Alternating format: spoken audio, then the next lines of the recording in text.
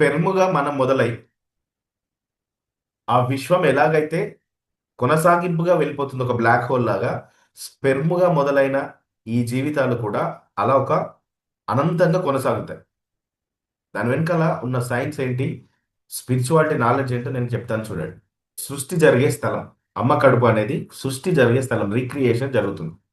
దేవుడు ఎప్పుడో మనిషిని సృష్టించాడు కావచ్చు మేబీ, కానీ ఇప్పుడు మనిషి ఎక్కడ సృష్టించబడుతున్నాడు?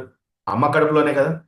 ఇప్పుడు ఎవరైనా కొత్తగా దేవుడు సృష్టించిన మనిషి ఎక్కడైనా కనిపించాడా మీకు? కొత్తగా ఎక్కడైనా చూసారా? ఈవెన్ ఒక యుగ పురుషుడైనా సరే అమ్మ కడుపులో నుండే రావాలి. అంటే క్రియేషన్ జరిగేదంతా ఎక్కడ జరుగుతుంది? ఈ విశ్వం బ్లాక్ హోల్లో ఎలాగైతే కొత్త కొత్త గ్రహాలు పుడుతున్నాయో, బ్లాక్ హోల్లో ఎలాగైతే ఒక గెలాక్సీ లాంటి, ఒక మిల్కీ వే లాంటి పెద్ద పెద్ద గ్రహ సమూహాలు ఎలాగైతే పుడుతున్నాయో, అమ్మ కడుపులో కూడా సృష్టి జరుగుతుంది. ఒక విత్తనం, స్పెర్మ్ అని ఒక విత్తనం పడగానే ఆ గర్భ